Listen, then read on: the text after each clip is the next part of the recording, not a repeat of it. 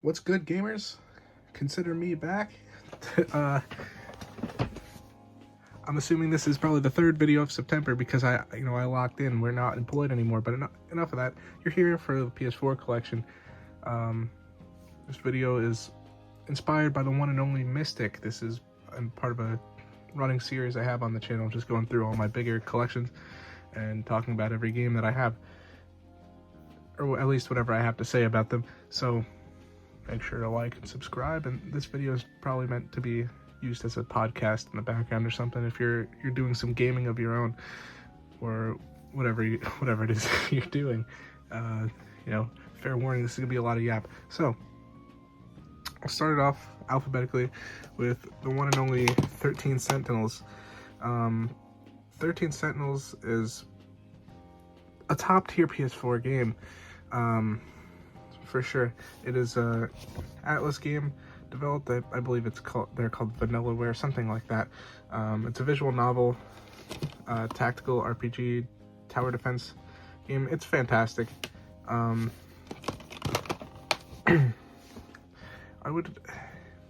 It's one of those games that it's very hard to explain what it is. It's just a very out there story.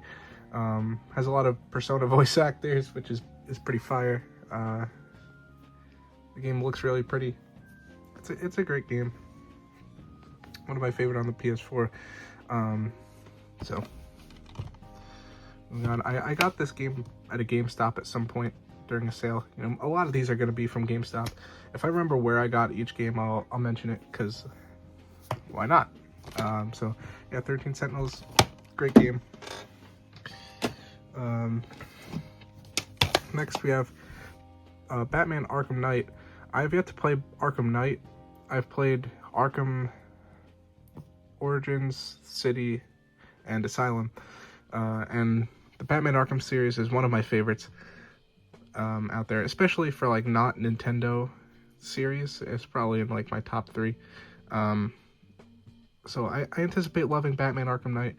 I would say to expect a video on the entire Batman Arkham series at some point within the next year, maybe. I mean, I don't know how many videos I'm actually going to be making, but Batman Arkham Knight, or not Arkham Knight specifically, but just the entire Batman Arkham series is on my radar for a video to make. I just have to play Arkham Knight and Arkham Origins Blackgate on my Vita. So, I've not played Arkham Knight specifically, but great game. I picked this up also at a GameStop during a sale, so probably for $5 or so. And we got the exclusive PlayStation Scarecrow Nightmare Mission Edition. What a bolo. So that's that. Next is the BioShock collection. At this point, there is a video on the channel about me doing a quick review of every BioShock game. They're great. They're amazing games. They're some of my favorites. My favorite is Infinite. I would go 2, then 1, then Infinite. This comes with all 3 games and the DLC, all on not 1 but 2 discs. And it has a manual. I did not know this. Pretty nice. Got the manual for a complete box. Also at a GameStop. This is a beautiful condition copy. I probably got this for $10 at a GameStop at some point along the way. I've already talked about BioShock so much like in the last couple days, so I'm gonna call it there. Next is a Black Sad Under the Skin. Now this game looks probably like it's not the greatest, but I assure you this game is actually pretty interesting. I picked this up at a GameStop sale, and at the time I picked it up, it was about like mid-2022. One of my favorite games at that time, and even now, is L.A. Noire, which we'll probably see later on in this video.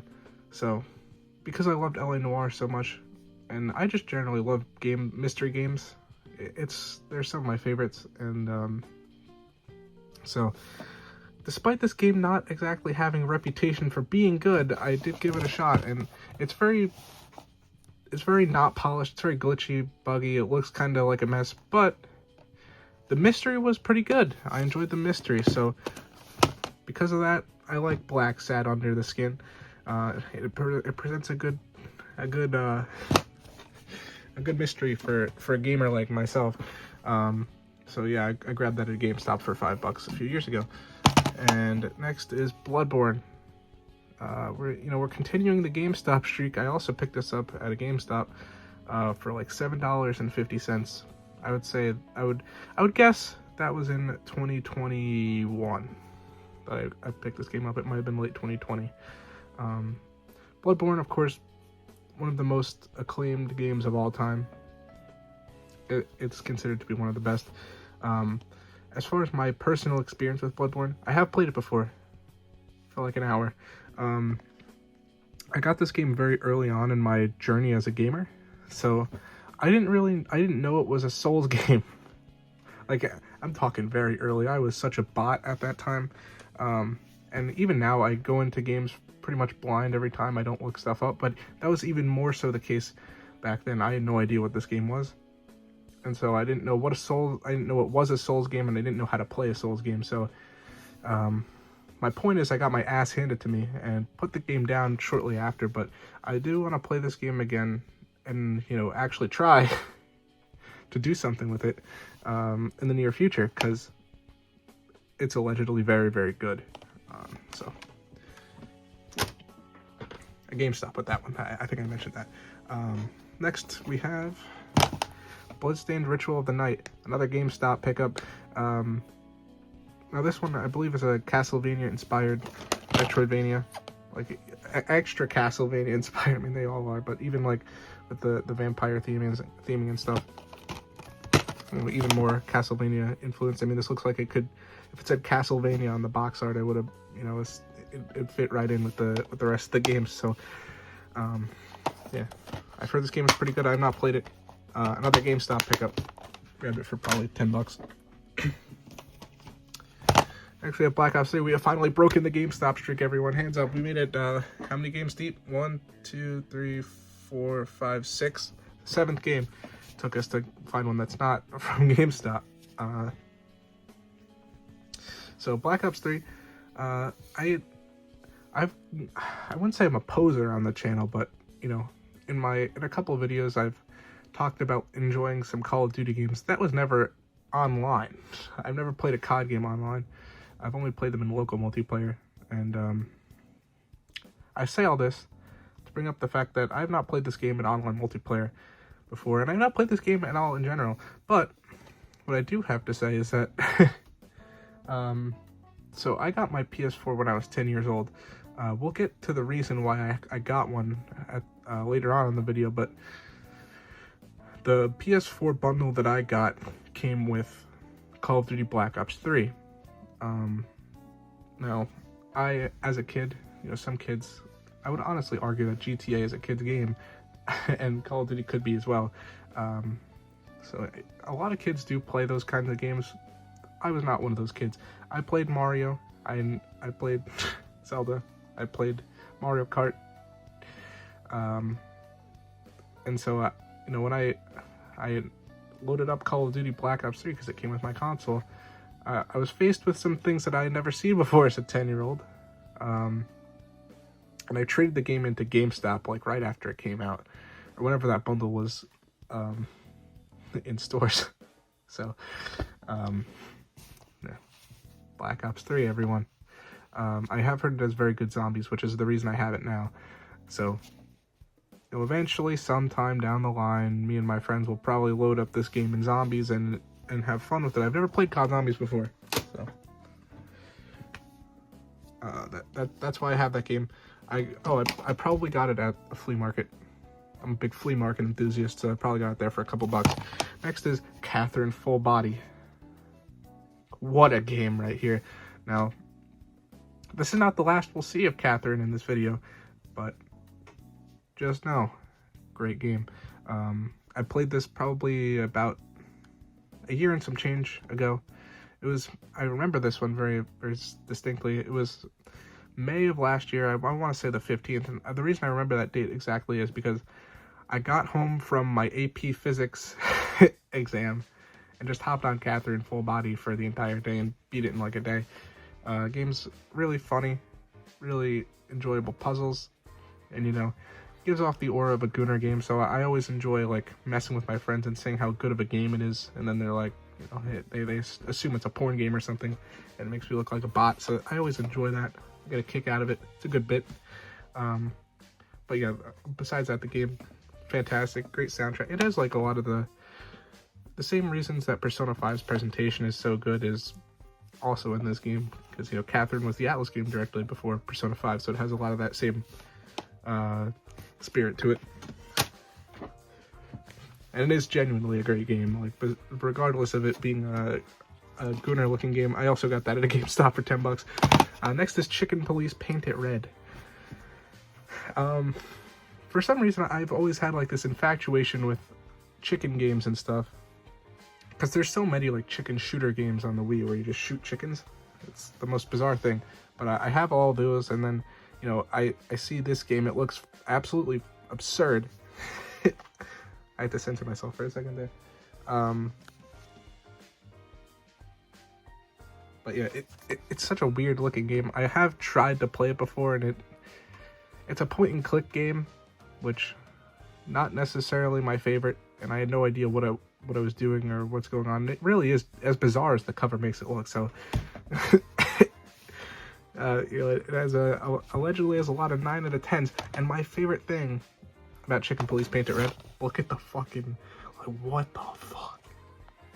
Like, that's gotta be the longest list out there. I've never seen anything nearly that long, and for what it's worth, the reason that it is that long is because it has it in multiple languages, but it's still funny. Like, every time with a friend and we see Chicken Police in a GameStop, I look at this ESRB rating, and then it's like a list of a million things.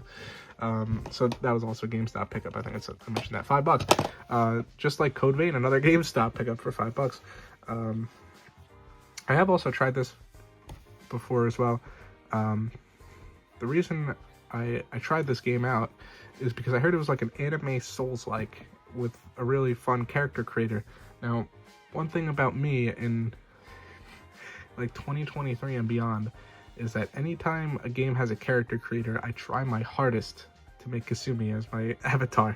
And so that's what I hopped on this game to do, and see if the game was actually fun. And it just had like so much nonsense, and at the time I wasn't really in the mood for a long ass game. I kind of just wanted an excuse to make Kasumi in the character creator, and I kind of did. I kind of didn't. It's not as robust a character creator as as I would have hoped based on its reputation. Another GameStop pickup for $5. Game's okay. Next is Control. I believe this is a PlayStation exclusive. Oh no, it's not. I think it might have been a PlayStation exclusive at the time it came out. I'm not very familiar with this. I know it's somehow connected to the Alan Wake games, which I've also not played. Another GameStop pickup for $5. To be honest, this game doesn't really interest me that much. I would be content with not having it, but eventually I'll probably play the Alan Wake games and then throw that one in there at some point. But that's far down the line. The next is Cyberpunk 2077. This is what a game. This is probably this is arguably the biggest game that's come out this entire decade. I remember when this game came out. It's kind of a nostalgic thing for me, because this game came out right around the time where I was finally getting into gaming like that. And this was like this is even to this day, this is the biggest game release that I've ever actively been following. I wasn't going to pick it up at the time because I didn't have money like that, but my eyes were definitely on it, and to see the entire way that this game's launch played out was something else. But I never got around to it until the Switch 2 came out about like 2 months ago, and of course Cyberpunk 2077 Ultimate Edition was one of the Switch's launch games, and it was fully on the cartridge. So for me, it was a kind of a no-brainer to pick that up, and so I did, and I played it pretty much. It took me the entire month of July to beat it, and the game is very good. I like it a lot. I don't think it's an all-timer or anything, but it is very good, and I think I would say it's a must-play just because of how like important it is for, like, again, this is probably the biggest game that's come out this decade so far. And, you know, Phantom Liberty also very good. I would, as far as Phantom Liberty or the base game, I'd say Phantom Liberty is even better. Which I think is a pretty common opinion, but still, you know, my main complaint with Cyberpunk is I don't think I'll probably get around to talking about it on the channel until probably the end of year recap video. So I might as well talk about it here. My biggest complaint with Cyberpunk is like the story's just kind of mid. I don't know, like at a certain point there's like so many random characters and all this, and we all know we all know what's happening, bro. We all know. All right, next we have Danganronpa V3. Danganronpa series, one of my favorite game series ever. Another one. Expect a video on the Danganronpa series probably at some point this year. I just have to play Ultra Despair before I make that video. So, you know, that'll probably happen. And this game is amazing, and I love this reversible cover as well. This box art is very sick. But I won't get into spoilers, but I will say this. I guessed this game's twist because of like the most nonsense reason. There was one, if you're not familiar with the Danganronpa games, it's like you have about 15 characters, and then they'll slowly be killed off, and until you get to like a main group of characters who are like the main characters, the ones on the box art here. There's one character that lived extraordinarily long in the game, and they just seem to have nothing to contribute to the story. I was like, there's got to be something wrong with this character. Why are they still alive? And I was right. I felt like a genius. But as far as that one, you'll never guess it. GameStop for $10, and so is Cyberpunk. I don't know if I mentioned it. But yeah. Next we have Man of Medan. I hate this game. I don't hate this game. This game is very bad. I'll say that. I'm a bit unfair to it, and I'll get into why. If you watched my video a couple years ago where I made a video about ranking every game that I had ever played in my life to that point, Man of Medan was last place out of like 130 something games, I want to say. Now, the reason I hate this game so much is because at that time, I was a big fan of Until Dawn, which we'll see later. And I still am. I still think that's to be honest, I'm very nostalgic for Until Dawn. I don't think, had I never played it before and I played it for the first time in 2025, would I like Until Dawn as much as I do? Probably not. But because of the way I experienced it, I have a lot of nostalgia for Until Dawn. And I'll get more to that later. But I had big hopes for Man of Medan. So when I played it and I didn't think it was that good, I was extra mad. And also, I made a grave mistake the day I played this and ate Burger King for dinner that night. So not only was I disappointed in Man of Medan, I also associated it with getting sick from eating Burger King that night. So all in all, an L. And you'll never guess, I bought it from GameStop for $10. Next, we have Dark Pictures Little Hope. I've also played this game. Now, this one, I think, what the fuck is on the... Oh, it's a sports sticker. Guess I must not have noticed that when I was swapping this case out, but Dark Pictures Little Hope is a game that had so much potential. I tell you, these games are like horror games where your choices affect the story and whatnot. Little Hope takes place in Salem, Massachusetts, and has witch trials as a theme. Dude, that game would be so cool if it was actually done well. Like, I'm someone, I find the witch trials and all that to be very interesting. I've always enjoyed that. Like when in school, when we read The Crucible in high school, I enjoyed that a lot. I thought it was really interesting. And so, like, if this game was good, like, oh my god, it would have been good. But, you know, of course it does suck. So, you know, GameStop, $10. And now this is House of Ashes. This is, I have to swap out this case, but Dark Pictures House of Ashes. Never guess a GameStop again. So I have also played this one. Now, for anyone wondering why do I keep... Wait, I can make a video on this series and just completely rip it to shreds. I might do that for fun. But yeah, Dark Pictures House of Ashes. I have played this game as well.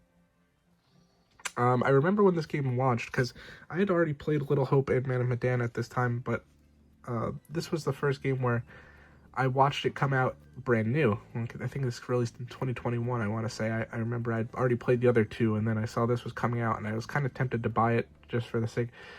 I don't know why I would have, but, you know, I was tempted to buy this brand new for like 20 bucks when it came out. I didn't, and I ended up playing it, I want to say last year. I want to say it was like late 2023 or early 2024, somewhere around there. I could be completely wrong with that. It might have been last summer. I think it was last summer. It was last summer I played this game. It was also terrible. It's like, I don't know. They're just so like cheesy and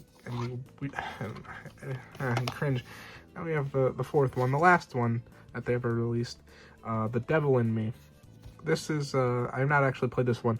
We started this, I played the first game alone, I played the second game with my dad, I played the third game with my friends, and me and my friends started Devil in Me, but we never finished it because it was boring as hell. There was like, I remember the specific moment we stopped. There was like some knockoff bar scene from The Shining that they put in this. I was like, get the fuck out of here. We were all falling asleep.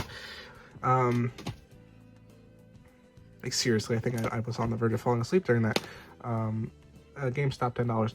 Next is Dark Souls Remastered. I have played the first Dark Souls a decent amount. I never played the remastered version. I played it on 360 initially. It was the first ever Souls game I played. When Elden Ring came out in 2022, I had yet to have a PS5. Because, you know, that was still at the time where they were impossible to find, and I didn't want to play Elden Ring on a PS4. That's kind of lame. So, to satiate my cravings of playing Elden Ring, because at the time Elden Ring came out, that's probably, I'd say, the second, it's in the top 5 most high-profile game launches of the 2020s so far. But, you know, the hype was real, and I wanted to play Dark Souls, so I played Dark Souls on my 360, and I got probably like halfway through the game following a guide and kind of dropped it. I don't remember why. I enjoyed it a reasonable amount. I wasn't crazy about it. But, you know, I satiated my hunger until I got a PS5 and played Elden Ring, and it's one of the greatest games ever made. That one was not a GameStop, though. That was a flea market $10 fine, not GameStop's. This one is GameStop, though. This is what people say is the worst Dark Souls game. I mean, of course, I have no real opinion. The only Souls game I've ever finished is Elden Ring. And I've played Dark Souls 1 and for like halfway through, as I said. And I very briefly played Bloodborne, as I said. I've also briefly played Dark Souls 3, but we'll get to that in a second. GameStop, $10. But, yeah, I don't remember what I was going to say. GameStop, $10. I haven't played this game, but people say it's good, but not as good as the other ones. And now we have Dark Souls 3 Day 1 Edition. This was also another GameStop pickup. This was another $7.50 GameStop pickup. It has like this strategy guide manual type of thing, some piece of paper here, and the soundtrack disc, which is pretty cool. It's pretty hype. I do have an interesting story about when I bought this game and Bloodborne, which I forgot to mention when I was talking about Bloodborne. I bought, like, it was a GameStop. They used to run this sale. They don't do it anymore for some reason. It was 4 for $30 on $15 games. Now they only do like 4 for $20 on $10 games and 4 for $40 on $20 games. They used to do 4 for $30 on $15 games. And at that time I picked up Dark Souls 3 and Bloodborne, and I want to say the other two were nonsense. It was like 2 Wii U games I was missing. I used to try to go for the full Wii U set. I don't anymore. It was Captain Toad Treasure Tracker on the Wii U and Pokemon Dash, or like Plankton's Robotic Revenge. It was something like that. But the point is, the guy at GameStop I bought it from, I brought up the Dark Souls 3 and the Bloodborne, and he was like, "Oh, I see you have good taste in games." I never played any of them, I still have. But, you know, shout out to that guy. I'm sure he doesn't remember that. Even now, and, you know, in the miracle event that he is watching this. Next is Dead Cells. A friend of mine has played this game multiple times. I have not. I believe it's a platformer, indie platformer. Yeah, I don't really have much to say about this one. $10 at GameStop, though. I'll keep that in mind. Very important stuff. Next we have Death Stranding. As of recording this, Death Stranding 2 came out like a couple weeks ago. And people like it. This is another one. I remember when this came out, it was very divisive. I would say less so now. I think more people like it now, but at the time, I was kind of getting panned. So, but yeah, people like it now. I have not played it. I've never played a Hideo Kojima game, unless, I don't know if MGRR is a Kojima game. I mean, I know it's Metal Gear, but I'm pretty sure it's made by Platinum Games. Anyways, that's completely unrelated. Yeah, I've never played Death Stranding. Am I interested in playing it? It's like a 50-hour walking sim from what I've heard, with a really good story. I'd probably rather play like 40 different RPGs in my collection before I play Death Stranding, but, you know, I have it for when I decide it's time. Next is Devil May Cry 5. I have not played Devil May Cry 5, but, you know, famously I am a big hater of Devil May Cry 1 and 2. Devil May Cry, though, another series. Expect the video from it at some point. Yeah, Devil May Cry 5. I have heard it is very good, though. Oh, Death Stranding, by the way. GameStop, $5. And Devil May Cry 5? I actually don't remember where I got Devil May Cry 5 from. Very good chance it was GameStop, but I could be wrong. Yeah. Don't know much about this game. People like it, though. Yeah. Devil May Cry. So, next after Devil May Cry 5, we have the one and only Disco Elysium Final Cut. This is considered by some people to be the greatest game of all time. Have I played it before? Yes, I have. I played it for like a half hour, and I realized, you know what? This is a game that would definitely benefit from using a mouse. So I stopped playing it, but I am interested in it. Looks very cool. I think I would like it. Next is Doom 2016. I was very close to playing... Oh, Disco Elysium GameStop, by the way. What a shocker. Doom. I was actually very close to playing this game one day. This one fateful day. I was ready to play Doom, and I went to Walmart to grab some groceries. And while I was there, I found Metroid Prime Remastered. This was at the time when Metroid Prime Remastered was still an uncommon game. And you know what I did? I bought Metroid Prime Remastered and played that instead. So I have still yet to play Doom, but, you know, I do intend to do so at some point. And yes, in case we're wondering, it was bought at GameStop. And so was Doom Eternal, another GameStop pickup. Doom Eternal is considered the best one, and I remember when this game came out, people were like going crazy for it. And from everything I've seen from my friends that have played it, it is very good. The music is pretty fire. Box art's pretty hard. I mean, it's just a great game, but I do want to play 2016 first. I know it's not something where, you know, you need to know what happens in Doom 1 to play Doom Eternal. I know it's not like that, but I still want to play them chronologically, because might as well, right? I mean, I'm going to play all of them at some point. Next is Dreams. This is one that's very interesting to me. When this game came out, it was talked about a fair amount, but, like, it's as if it didn't exist after a month of release. It's like, Dreams is like you make your own game inside the game sort of deal.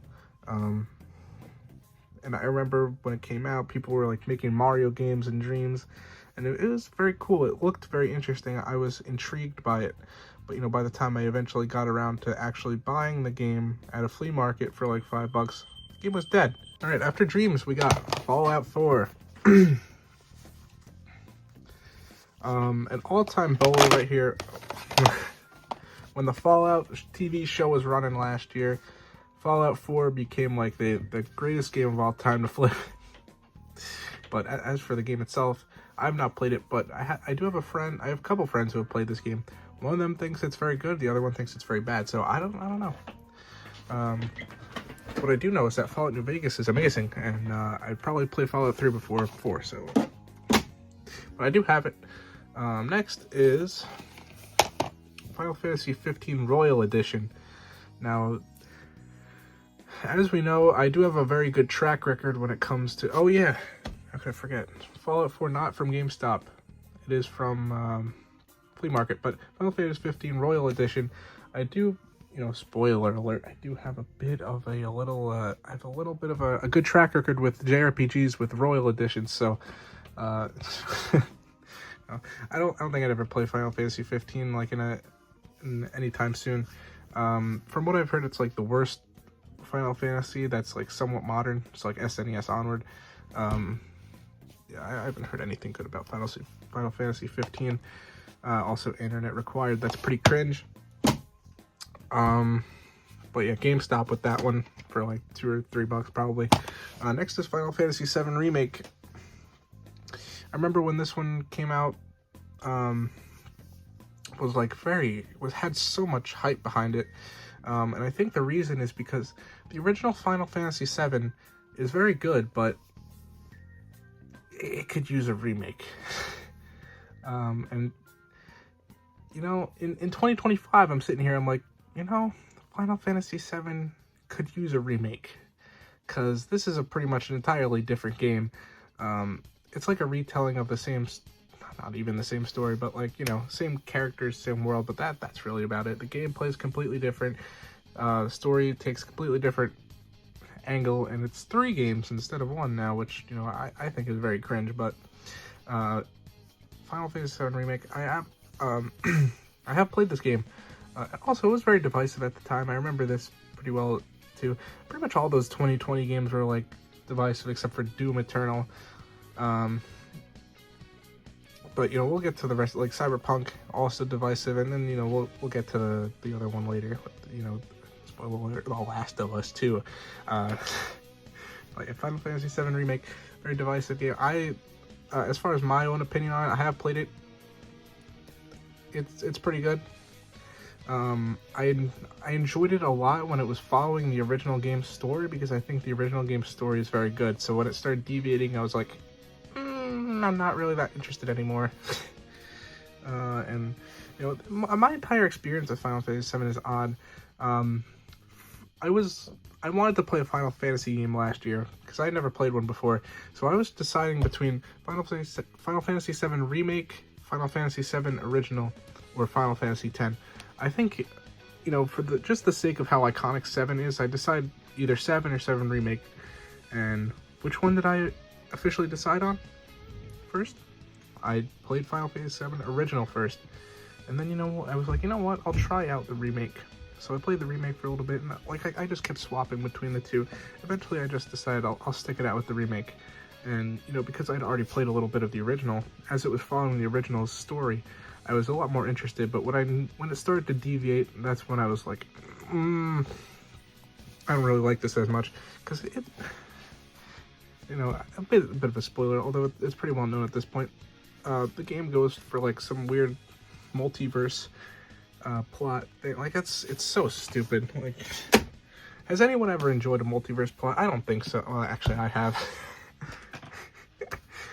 But like, it doesn't work here. This is not a good multiverse plot. Next, we have Ghost of Tsushima. This game, I remember when it came out, there wasn't as much hype behind it as a lot of the other ones, because it was a new IP. Wow, that's lame as fuck. But yeah, when Ghost of Tsushima came out, there wasn't as much hype behind it because it was a new IP. But I remember PewDiePie played it. I saw that. I watched that. Back when I still watched PewDiePie when I was a kid. And a bunch of other people played it, and people liked it a lot. And so it kind of picked up steam in terms of popularity over the years, and it shows that it is possible to make a new gaming IP successful in the 2020s. This is your example right here. I'm sure Ghost of Yotei is going to do very well this year. But yeah, I have played this. I have played this game very briefly. I played the beginning of it for a few hours. I don't remember why I did, but I didn't mention Final Fantasy VII where I got it. I don't remember where I got it. Very good chance it was a GameStop. Ghost of Tsushima, I did play it probably about like a year ago. It was like a year and a half ago I tried to play it, and the entire time I was playing it, I was playing as a samurai, of course, as you do, that's what the game is, but I also played Elden Ring as a samurai, so the entire time I was playing Ghost of Tsushima, I was like, man, this samurai gameplay is not as fun as Elden Ring. I just wanted to play Elden Ring the entire time I was playing Ghost of Tsushima. And so you know what I did? I dropped Ghost of Tsushima like a few hours in to replay Elden Ring instead. And, I replayed Elden Ring, and, fantastic game. I love it. Next is... now, those of you who are very familiar with, my gamer opinions, I don't like God of War 2018. I think it's a mid-ass game. It's, it's very technically impressive in terms of, well, I wouldn't say impressive. Technically, it's very good. It's very polished. It's very, well made. I just don't think it's fun to play. I think the story is kind of meh. It's exactly what angle it's going for the entire way through. There's no mystery. There's no plot twists or anything. On top of that, the gameplay is very slow and boring combat. I'd rather play Elden Ring again. It's just so slow and so boring, and the story is so predictable and basic, and it just, I don't like God of War 2018. I think it's a mid-ass game. I think it's really a shame, because God of War 3 is a fantastic game. I think we're about to get to it in 2 seconds. Because, next is God of War 3. God of War 3 is full of so much life. This game's cool as hell. Another issue I have with God of War 2018, let's bring it back in, just to rag on it a little more. The amount of nonsense, RPG elements, this game's combat is the most basic shit ever. It is so, bare bones, yet there's still just crammed in a million different, RPG stats and all kinds of nonsense that just doesn't need to be there. It's just a simple hack and slash, yet there's a million little intricacies of perks, your weapons, and your stats, and which skills are you going to upgrade. It's I don't care. I don't care. This is a story hack and slash. Why is there a million different things to upgrade and stats to tinker? They don't do anything. They're all nonsense. It's the same thing as in Xenoblade Chronicles, where there's just a million useless little moving parts for the combat. God of War 3, this game is pretty good. I like it a lot. It's very cool. There's a lot of cool scenes. Kratos goes rogue a lot in this game, but that's what you play God of War for. Very cool game. I like it a lot. It's actually fun to play. It's fast paced. A lot of cool set pieces. One of the best PS3 exclusives for sure. Next is another mid-ass game. So this was February. I had a video that I planned for a long time. I don't know if I've actually mentioned it on the channel. I mentioned it in a video, but I don't know if that video ever saw the light of day. GTA 5, I played it for a video that I was planning to make, which was the top 10 games on Metacritic and me reviewing and ranking them. GTA 5 is one of them. So I played GTA 5, and this game is the most cringe thing ever. I don't mean to be of course the online mode is pretty fun, if you're messing around with your friends. That's not what I'm talking about. I'm mainly talking about the story mode. The story is stupid. It's dumb. It's so aimless and over the top nonsense, and I didn't find it very funny. And a lot of the scenes that I found that are clearly supposed to be funny, I just found to be either cringe or what They're like, you know, it's like I don't know. I disapprove of this game. I think it's cringe. It's gotta be played like I think a good example is like, you know, Trevor going and like burning, or like killed his friend's cousin or some shit. Like that's so cringe. Another cringe scene is like there's this recurring joke of like a game show host is like trying to get with one of the main character's daughters or some shit. Or like it's I'm just gonna cut it there. It's so cringe, it's so gross, I don't even want to talk about it. Let's just move on. Alright, next after GTA 5 we got, oh no, an avalanche. Gravity Rush Remastered. This is this was formerly a Vita exclusive, which got ported to PS4. And this was for a long time. This was a big PS4 collection piece for some gamers. It did get a reprint sometime, I'd say probably 2021, if I had to guess. And, you know, GameStop really flooded the market with copies of it. But, you know, regardless, it's still a fairly valuable game now. And regardless of being valuable, it's a great game. It's a lot of fun. I played this probably like 2021, 2022. Oh no, it was 2022, because this is the first game that I ever finished on my PS5. So I played it on my PS4 for the most part, and then I got my PS5 right when I was at the end of this game, and then finished it on PS5. Great game. I love Gravity Rush. It's a really cool looking game, actually. Like the graphical styling of it is amazing and super fun game. It reminds me a lot of Spider-Man in terms of the gameplay and how it feels. Next is Gravity Rush 2. I haven't gotten around to Gravity Rush 2 yet because it's a fairly long game.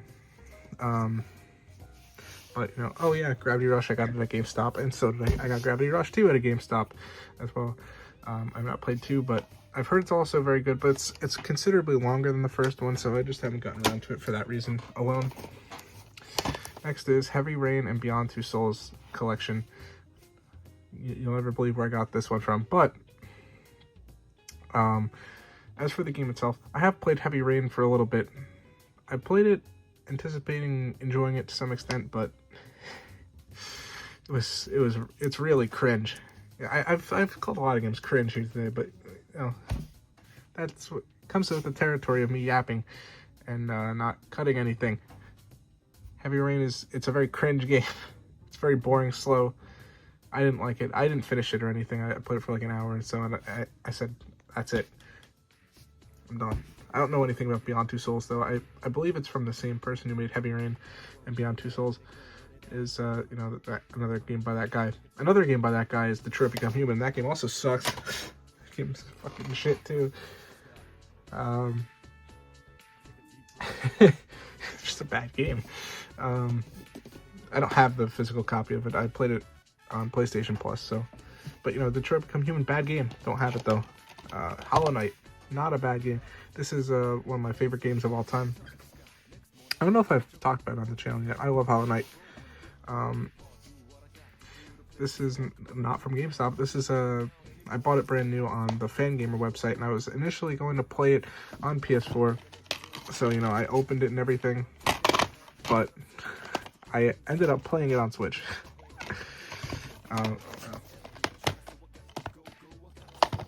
So yeah, I ended up playing it on Switch, but I still have the PS4 copy because I like Hollow Knight a lot, so I gotta have it on both consoles. Amazing game. It felt a lot like Breath of the Wild, but if it was 2D, so that was nice. It had a similar feel to me. Next is Horizon Zero Dawn Complete Edition. I played Horizon Zero Dawn in early 2020. It was the first single-player game I ever really played that was not Nintendo. I did not finish it. I played it for like an hour or two and just kind of went back to playing Breath of the Wild, but I thought it was fine. I mean, me thinking a game was fine when I was 14, and not even when I was 13, who knows what I would think of it now. Next up, we have Infamous Second Son. Infamous, another series you might be getting a video on it at some point in the future, but haven't played any of them yet. I still have to go through the entire series, and you know what? GameStop again. GameStop again. This one was probably $5. Next is Knack. I'm pretty sure this is a meme game of some sort. I'm not familiar with the origin of the meme, but what I do know is that the game is bad, and it was a launch title for the PS4, I believe. Platformer. It looks stupid as hell. It looks like your typical like shitty kids game that would be on the Switch, and was published by GS2. So, why do I have it though? PlayStation exclusive. It's historically significant. Next is It Takes Two. From what I've heard, this is a fantastic game. I've wanted to play it for years, but I can't find anyone to play it with because I know what I'm friends with actually plays games. They all like games, but they don't play them. It's actually a travesty. Next is LA Noire. I played this game on my 360 in 2020, and the experience really stuck with me. I replayed it again on the Switch a couple years later. This at a time was in one of my 2 or 3 favorite games ever. It's a great game. I wouldn't put it that high now for what it's worth, but great game. I've always been like a big fan of mystery games, as I said earlier, and this game is like, I don't know, maybe 20 different really good mysteries. It's very fun. Next is Little Big Planet 3 Day 1 Edition. I picked this up last week, so here's your newest game for the collection, Little Big Planet 3 Day 1 Edition. I believe this is delisted from the PlayStation Store still. The only way you can play it is your disc. I haven't played Little Big Planet 3. I've heard it's the weakest of the trilogy, but I have played the first one, and it's a very good game. It wasn't like crazy good or anything, but it was a good time. I enjoyed it. And Little Big Planet 3, we got it. I bought that at the flea market for $5 on Sunday. I guess you would have no idea. Right now, it is a Tuesday. No, it's not. It is Wednesday. Today's Wednesday. I bought it on Sunday, so, very recent. Next is Little Nightmares 2. This was a very popular game when it came out. I remember this one very well. It's actually cool going down memory lane. I remember when almost all these games came out. Well, not almost all of them. A lot of them. I remember when they came out. But yeah, I remember when Little Nightmares 2 came out, and a lot of streamers played it. And whenever this came, I think this was an early 2021 release. This was when I was like watching, I wouldn't watch YouTube or I wouldn't watch streamers on Twitch or anything, but I was aware of a lot of them, and I followed a lot of them on Twitter, and I was a Twitter goblin before it got taken over. Like I would just read Twitter posts all day. Well, not all day, but yeah, I saw a lot of clips of people playing this game. It was big. I never played it myself. Well, I have played it myself, but I never played it myself at the time. But I did pick this up at a GameStop sometime last year. I played it for a little bit, and I wasn't very impressed, but I never finished it or anything. Next is Mafia 3. I don't really have anything to say about this game. I kind of just have it. Don't know how it is. I've never played any of the Mafia games. I probably picked this up at a GameStop for $5. That's my guess. I'm not 100% certain of that, but I've heard it's an okay enough game. So yeah, Mafia 3. Not super familiar with that one. Next is Judgment for the PS4. I picked this up about a year ago, and I was fully intent on actually playing it like right after I picked it up, until I realized that it is a very long game. And then, I went back on that idea. I didn't play it right away, and I still have yet to play it. It is a spin-off of the Yakuza games, which is, pretty cool. And instead of beating people up, you're solving crimes, which, again, another mystery crime-solving game. It's up my alley. So I at the time I figured I'd like it when I picked it up. I've yet to play it, but I am sure I would like it. People like this game a lot. It's very highly regarded by people, so great game there, allegedly. Next is Kingdom Hearts 1.5 and 2.5 Remix HD. Now, in classic Kingdom Hearts fashion, if you just look at this, you'd have no clue what the game actually is. It's Kingdom Hearts 1 and 2 Remastered. That's pretty much what it is. And I've yet to play any of them, but whenever I do, I will play this because it has the final mix versions of each game, which is, from what I understand, the correct way of playing them. So you know, classic Kingdom Hearts, confusing. But you know, the game, people like the games a lot, although they're low key kind of being phased out in terms of like you know, online discourse. They're like kind of in the you know, only older folks have ever played them. The Kingdom Hearts games are not really been as timeless as some others. Now we have Kingdom Hearts 3. I've heard this one's pretty mid. Again, I've never played them. Oh, Kingdom Hearts 1 and 2 was not a GameStop. It was a flea market pickup, so not from GameStop. This one is, I believe, a Goodwill pickup of all things. You know, back in the day when Goodwill wasn't washed up to the point where you couldn't even find a game. So yeah, pretty cool. I've heard this game mid as hell, so I don't know if I'll ever play it, to be honest. I mean, Kingdom Hearts, kind of have it for the namesake, for the collection. Next is Madden 16. Now I don't have many sports games. You'll see that there isn't much sports filler. So with that in mind, why would I have Madden 16? As I said earlier, why did I buy a PS4? Or why did I get a PS4? It was because when I was a kid, I was a big football enthusiast. You know, as a lot of kids are here in good old Toledo, Ohio.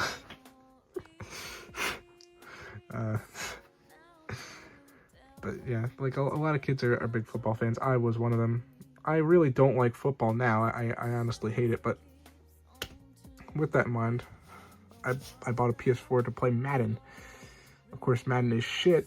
And that's not even me being like sports games are bad type deal. No, even for like a sports game's sake, Madden is terrible.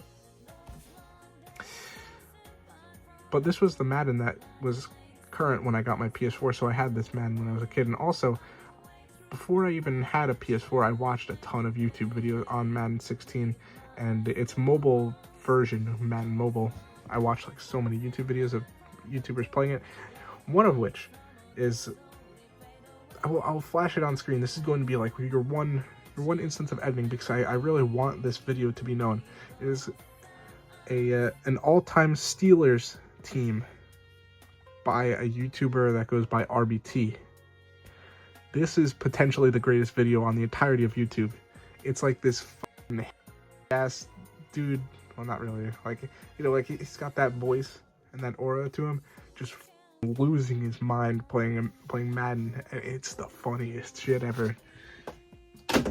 So my advice to everyone is go watch that shit and have a good time watching, because it's funny. And you know what, even drop a comment to see if I want to go back and watch that video and I see my name in the comments. I think that'd be pretty fire. So, you know, everyone comment. If you watch that video after this one, comment something on that video. Next, we have Marvel vs. Capcom Fighting Collection. I bought this because I'm a big Marvel vs. Capcom 2 fan, and this allows you to play it online. Now, I am bad at it because I'm not a fighting game guy, but the reason I was excited to play it online is because I could play against my friends. And unfortunately, they all have garbage internet, so the game was basically a slideshow when we were playing it, and we never played it after that. But I did play through like all the games that are on this just for fun one day, and they're all okay, nothing great. Besides Marvel vs. Capcom 2, of course, that's one of the greatest fighting games ever made. But yeah, I grabbed that at GameStop when it was on sale for like $30 brand new. So that was pretty cool. Next is Mass Effect Legendary Edition. This is, I believe, the Mass Effect trilogy remastered for PS4. So this has like a ton of hours of gameplay on it. I have touched the first Mass Effect very briefly before. I just kind of didn't like it. But, you know, that was also the first Mass Effect, and I didn't really give it too much of a chance. And I didn't really know what I was in for. So I've scrapped that. I don't count that anymore as me playing Mass Effect. But for what it's worth, that's my only experience with the series. I picked this up at the flea market for a couple bucks. And when I eventually play Mass Effect, this'll be it. It's very, people love the Mass Effect games. Specifically Mass Effect 2 is like one of the most classic games of all time. So look forward to that. Next is Mega Man Battle Network Legacy Collection. So I've never played any of the Mega Man Battle Network games. As far as Mega Man in general, am I the biggest Mega Man fan? Not necessarily, but I enjoy a Mega Man game here and there, the mainline ones. And so the reason I had this is because GameStop again. It was a GameStop buy two get one, and I found like one of the East games. I found like a collector's edition for that, and a collector's edition for Yakuza Remastered on the PS4. And so you find two collector's editions during a buy two get one, you gotta buy it. And then a third game in that same price range, I just kind of grabbed Mega Man Battle Network Legacy Collection. So we got Mega Man Battle Network Legacy Collection.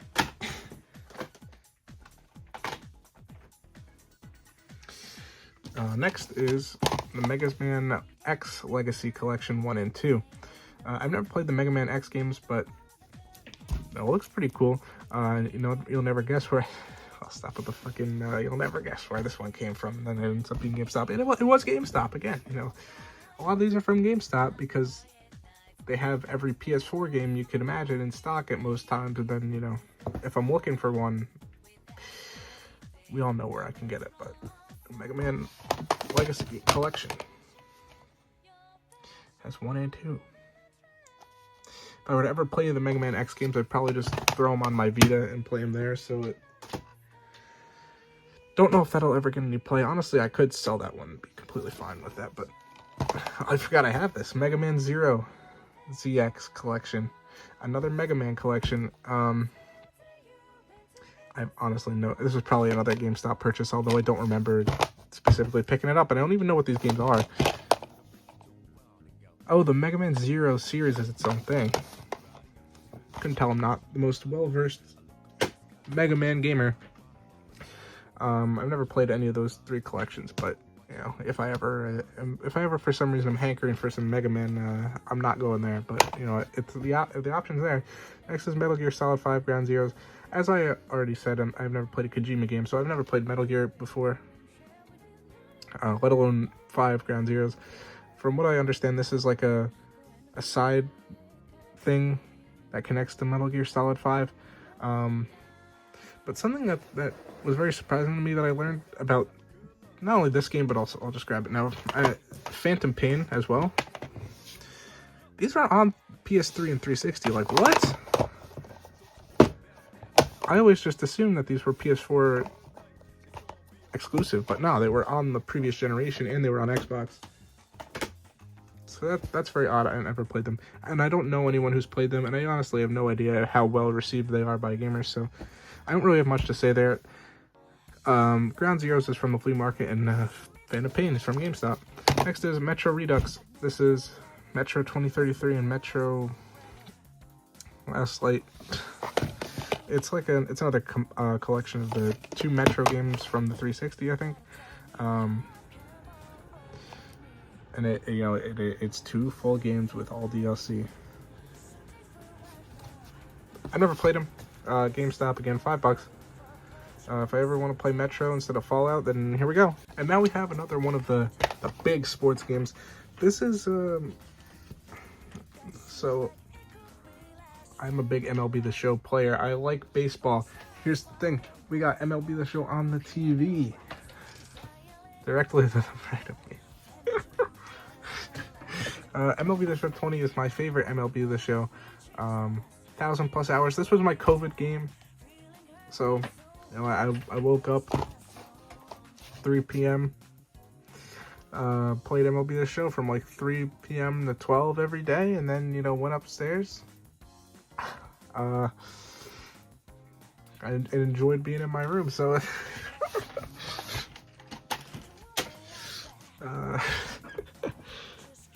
move on. Next is Monster Hunter World. I've never played World. I played Wilds when it came out earlier this year, but I've never played World, and from what I've heard, World is the best one, so I don't think I'll play it, though, anytime soon, because, I don't know, I liked Wilds, but it wasn't enough for me to say, I gotta play Monster Hunter. And next is potentially the greatest, oh no, the second greatest bolo of all time, NBA 2K14. You know, it's got the GOAT LeBron on it. Look at him go. He's throwing the chalk up there. He's looking all hard. Gotta love 2K14. What a game. Sealed, of course. Just, you know, for the LeBron collection. Gosh, I love LeBron. Now, why do I have this case? Unbelievable. We have The World Ends With You Neo. This is a sequel to the DS classic, The World Ends With You. And by classic, I mean I don't like the game that much, but we do have World Ends With You Neo. I don't know if people like Neo as much, but the original is one of the most highly acclaimed DS games of all time. And this is the sequel to it. I don't know how you could even make this game work without a DS touchscreen. But I'm sure they managed, because it barely worked on the DS touchscreen because the game sucked, but I've been recording for a while. I'm starting to lose it, guys. I'm sorry if the commentary is getting a little stale, but World Ends With You Neo, GameStop. Next is Nier Automata. I'm actually playing through this game very slowly over the last couple months. I feel like I should like it a lot more than I do. This is one of the best video game covers I think that exists. But I don't know, the game's just not that fun to play. I'm not a big fan of the Platinum Games gameplay. I think that might just be it. That's really all there is to say about why I don't like this game, actually. I mean, the music is very good. The story is very good. I like how it's told from a bunch of different perspectives. But at the end of the day, I just don't really enjoy playing it because the gameplay is not that fun, in my opinion. I'm saying this because I think it's a 7 out of 10 game, not a 10 out of 10. I still think it's a very good game. I like it a lot. Next is Nier Replicant. I remember when this game came out, and people liked it a lot. I wonder what the version 1. Like, what does that mean? Probably would understand it if I played the game. So, but yeah, I don't think this is a Platinum Games game. I could be wrong. I don't think it is, though. If it's not, I could definitely see myself liking it a lot more. Allegedly, this has an even better story than Automata, but with weaker gameplay. But I don't like the gameplay in Automata to begin with, so I don't know. I will say Nier Automata does feel like a Nintendo game, but it's not. Whatever that means. Next we have Neo. I believe this is like a weird Souls style game. And I think it might be a PlayStation exclusive. I don't know. I have more to say about Neo 2, so we'll just skip ahead. Neo 2. I don't have anything to say about the game itself, but what I do have a story to say about Neo 2, just in general. A couple years, it was late 2021, so it was actually almost 4 years ago. Goodness, it was on Halloween of 2021. Walmart had like some big clearance game sale. Like, they were blowing out a ton of clearance games. One of them was Neo 2. So I went to my local Walmart and I picked up a ton of games. Like, you know, it was a lot of games, and a couple copies of Neo 2 were in that lot. And I ended up trading in a couple Neo 2s to GameStop. And another thing, just in general, this is, of course, do your research, but a lot of PS4 games are overpriced at GameStop. So what does that mean? It means that GameStop trade credit on PS4 games is not that bad. It's pretty good, and it always has been, because they overprice PS4 games a lot. But of course, it's like tentative on what the game is. Neo 2 was still very new at the time, so I got like 12 or 15, something like that, per copy. after picking up on Walmart clearance. So and then I used that trade credit to buy all my Pokemon DS games. I've told that story before, but you know, it's a very good one. I did keep one copy of Neo 2 from that Walmart clearance for myself, and that's what that was. Here is No Man's Sky. This is one I believe, like when it came out, it just wasn't very good, and they slowly made it better over the years, and people like it a lot now. This was a flea market pickup for about $10, I believe. This was actually a very good lot that I got this in. I got like No Man's Sky and Deadpool for $20. Both of those are very solid PS4 games. Of course, Deadpool is better. It's a big expensive one as of when the Deadpool movie came out, and I don't have it anymore because I sold it. But No Man's Sky, it's not really on my radar. It's not one that I'm looking to play anytime soon, but you know, I do have it. And now we get to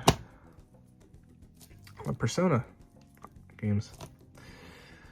We might have a couple more to talk about later, but let's go through the ones out of the main collection. Persona 3 Portable. This is the limited run variant. Initially, when all of these Persona limited run games were announced, I bought all of them on Switch. Or I got all of them. I said there's a lot. I bought both of them on Switch and just the normal editions. But at Too Many Games 2024, they had like a pop-up stand for limited run on Sunday, I believe. And some of the games they were selling were the PS4 and Switch and Xbox versions of these Persona games. So I said, you know what? I'll pick up the PS4 versions while I'm here. So that's why I have the PS4 versions of both Portable and Golden.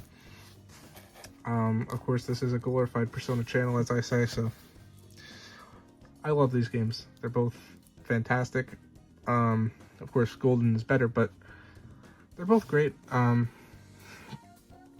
played Portable for the first time, and when I played the Persona series, I played 5 first, and then 4, then 3, and so I loved 4. Yeah, when I played 4, I played like the entire thing in a week. I went insane and played for like 8 hours a day for a week straight after school, and it was hype. Portable, I played it on spring break of my junior year of high school. Enjoyed it a lot. Although, you know, I think Persona 3, if you're playing it, you should play Reload, absolutely. Like, you know, even if you already have Portable or, you know, have a Vita and can get it for, let's just say not much money, I'd still say just, you know, wait and buy Reload, because it really is a better experience than Portable, in my opinion, because I wasn't that immersed in Portable at the time, although I still, you know, enjoyed it a lot. It's still a great game. I wasn't as immersed as I was with the other games, because it was, you know, visual novel. Next is a sealed blue label Persona 5. I may or may not have bought a lot of Persona 5 stuff over the years. One of those things being this right here. We may or may not see another sealed blue label copy of Persona 5, because I bought this one, right? I don't remember why. Oh, I think I bought it on eBay because I was just like, you know what, this would be a good thing for me to buy, so I did. I was a bit disappointed with the condition that it arrived in, right? So first off, the plastic. On some games, you'll see like little. I don't really know how to describe it. Like little piece of plastic, like hanging off the spine of a game, and that's what this is. But it's sealed. I think, I'm not 100% certain. This either comes from like moisture or like the game being like having heat on the spine. I'm not sure which one it is, but either way, like. That was already like an L condition. I would already want another one to have. But on top of that, it has this fat sticker on the back. I don't know what this is. But, you know, well, to say the least, like, the condition was not what I wanted. I wanted it to be better condition. So, you know, we may have bought another one later on. Next is my sealed Persona 5 Striker. I got this from GameStop as well. Because they were clearancing. They don't really do this that much anymore, but they used to like clearance. They used to clearance. What the fuck? They used to clearance new games out too, as well as their used games. Nowadays, they just open their new games and sell them as used. Back in the day, I used to clearance out new games, so that's when I got this. I got this for like $5 or less. And I actually bought it before I ever played Persona 5 Royal. So that was interesting. So I became a sealed Persona collector before I played Persona. Yeah, next we have Rage 2. And that's the Amazon.com exclusive Rage 2 controller skin. So Rage 2 is like an inside joke between me and my friends, because it started when when we would go GameStop hunting, and Rage 2 would like fit into every sale. Like every time they'd have a 4 for $10 sale on like $5 games, Rage 2 would fit right in. And every time he was looking for like that fourth game, or anyone was looking for that fourth game for the 4 for 10, I'd say buy Rage 2, buy Rage 2, and it eventually just became a joke of like this game being garbage and no one wanting it, and funny cover art with this dunce screaming on the cover. All right, next up we have Ratchet and Clank 2016. This is, of course, the Ratchet and Clank reboot, I guess. And it's odd to say that this is a reboot, because, I mean, realistically, how many years was it between the previous Ratchet and Clank game and this one? The difference between this one and then Rift Apart might have been longer, which is kind of funny to think about. But I don't know if that's true, by the way. I'm just kind of guessing. But yeah, we have Ratchet and Clank 2016. It's funny, and just like God of War, they just went back to the serious, basic-ass name, which, I've never actually heard anyone make that connection before, but, I am a trailblazer, what can I say? I've never played this game. I've heard it's good and not great. I've never played any Ratchet and Clank, for that matter. I would probably go back to the originals first, before anything, and, before this one, or Rift Apart. We got the kick some asteroid. That's pretty fire. And now we have a legendary game, potentially the most legendary game to come out of the PS4 generation. Ladies and gentlemen, welcome Red Dead Redemption 2 to the stage. Now, you've probably played this game and you probably like it, and I have played it and like it too. It's probably one of the 5 greatest games of all time. It's universally loved by pretty much everyone, and masterpiece. I picked this game up, oh boy, at GameStop, and played it shortly after in like 2021. I actually bought this game, I believe, for like $30, because, at that time, I don't know if it was worth 30 at the time. It was probably worth about $20, but I wanted this game and I wanted to play it because I had recently played Red Dead Redemption 1, so naturally I wanted to play 2.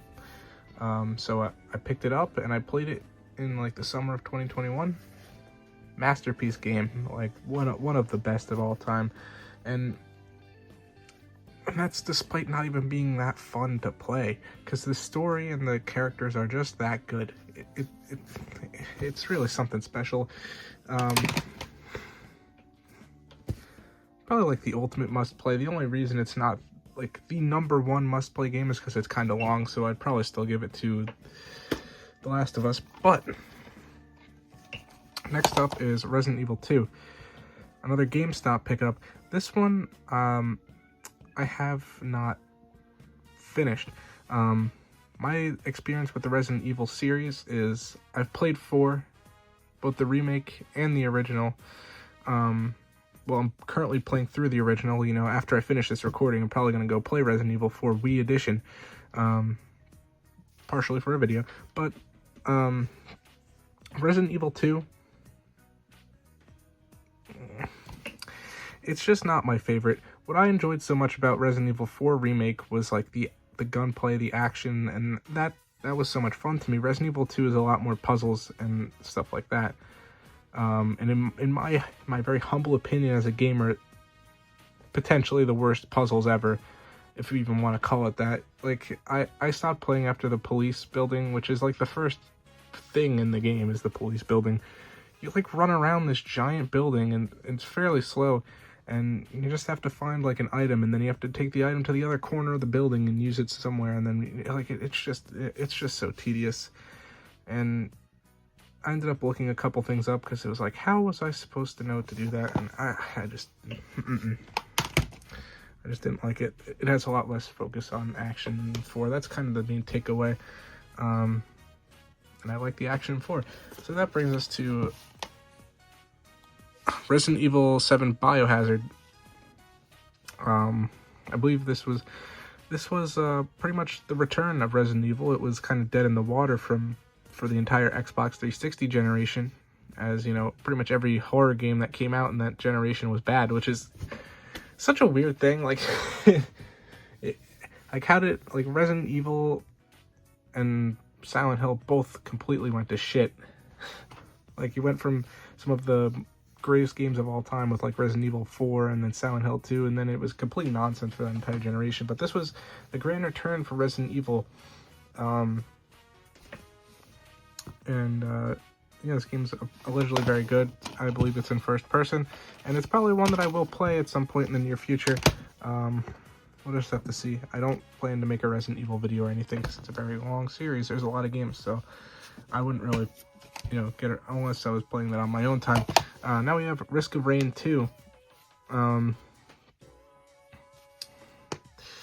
don't know. I don't really have much to say about this. I believe this was a Resident Evil 7. GameStop. Risk of Rain 2, this is another GameStop pickup. I don't really know much about this game. I just kind of recognized the name. I grabbed it for $5 at GameStop. From what I've heard, this game's good, although I don't really know anything about it. I don't know what kind of game it is. I really got nothing. Next, we have Sakura Wars. I don't know why I'm laughing. It's not it's not necessarily a Gunner game or anything. The reason I have this is because about a year ago, maybe, there was a GameStop sale, and I kind of made this decision in my mind of like, you know what, I'm just gonna grab a bunch of random PS4 games that I think are uncommon, that I think, this would be a good time to do it, because it was like, okay, so this was like the spring of 2024, and I felt, okay, this would probably be the best time to buy PS4 games for cheap before they start drifting up a little bit in price, and I was pretty much correct on saying that. So I was just trying to pick up uncommon games, and this was really the only one that I found that looked, not like complete slop. I didn't commit to it as hard as I could have, and that was because I didn't want to make myself broke. I've never played Sakura Wars, and I don't know much about it, to be honest with you. Next we have Sekiro, Shadows Die Twice. I picked this up at Too Many Games this year. Also could be playing it for a video at some point this year, which, pray for me. I'll probably get my ass handed to me. This is supposedly the hardest of the Souls games, so we're gonna make it my second one, and it's gonna be great, and I'm probably gonna get frustrated, but it'll all be in good fun. This game people love it. It's one of the more expensive PS4 games that I have, so it's getting up there, because the Souls games have, ever since Elden Ring, have become so much more popular than they ever were before. So, and I don't think this game's gotten a reprint at all, which I could definitely see it getting a reprint. But yeah, Sekiro, Too Many Games pickup. I think I paid like $35 for it. So, yeah. Next we have Shadow of Mordor. I don't know much about this game. I know it has something called a Nemesis system, which is supposedly revolutionary. I think it's like, and the more an enemy kills you, something happens, or the more you kill an enemy, it's something like that. I don't really know. I'm kind of saying nonsense. I don't know much about this game. I've heard it's good though, like good enough. So very interesting. I also know like whoever is in charge of that game like copyrighted the Nemesis system, and they just don't use the copyright or something. Some nonsense like that. Next is Shadow of the Colossus. This is, of course, the 2018 remake, I believe, 2018 of PS2 game. I've never played the original or this version of it. I've heard it's very good. I don't know. It doesn't interest me like crazy, but I'll get around to it eventually. So yeah, there's that. Next is SMT3 Nocturne. From what I've heard I've never played it, despite having maybe 15, 20 copies of Persona 5. I've never played a Shin Megami Tensei game, which is very typical. So I've not played this game, although I've heard from, you know, I've not played an SMT game, but I'm kind of aware of a lot of them, just by virtue of browsing a lot of Persona content. You know, you kind of get this by like indirectly. So from what I've heard, this game is not that good. So, you know, if I play an SMT game, it'd probably be 4 or 5. So not this one. Next is a Skyrim Special Edition. Can't complain about that. I think this is the only copy of Skyrim I have right now. I've played Skyrim briefly. I didn't finish it or anything. It's okay. That's my opinion of it. It's like it's very weird the way that Skyrim's reputation is played out, because among people that are like in the 30 to 35 year old range who were, you know, actively playing games when this came out in like 2010 or 11, they love this game. It's like one of the favorite games among people of that age group. But, you know, as you get to younger gamers, no one really likes Skyrim. Like like everyone my age and like a few years older, like no one likes this game. It's the weirdest thing, because anyone who played it when it came out are like, oh my god, it's one of the best games ever. But anyone like my age, no one likes it. Everyone thinks it's the most overrated game ever. Next is Marvel's Spider-Man. I want to say this was, I might have said this a couple times, this was definitively the first ever like non-Nintendo single player game I ever played. I played Spider-Man when it came out in 2018. It was the first game I really played on my PS4 that wasn't a sports game or Fortnite. So, or I guess Black Ops 3 for like the intro cutscene. So Spider-Man, I liked this game a lot when it came out, but you know, as I played it, damn, 7 years ago. Played it 7 years ago, so I don't remember it very well. Listen, I played it when I was 12 years old. The odds of me remembering that are slim. I didn't care enough to look up a summary or anything when Spider-Man 2 came out. I just kind of went blind. Next is Spiritfarer. It looks interesting. It does. It's an indie game, I believe. I picked it up at a GameStop. Like $7 on clearance, you know, as you'd expect out of me. So I think, oh, I thought it had a manual. That's sad. But yeah, you got Spiritfarer, cozy management game about dying. That's okay.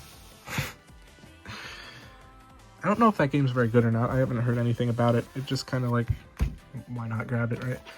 Next is Streets of Rage 4.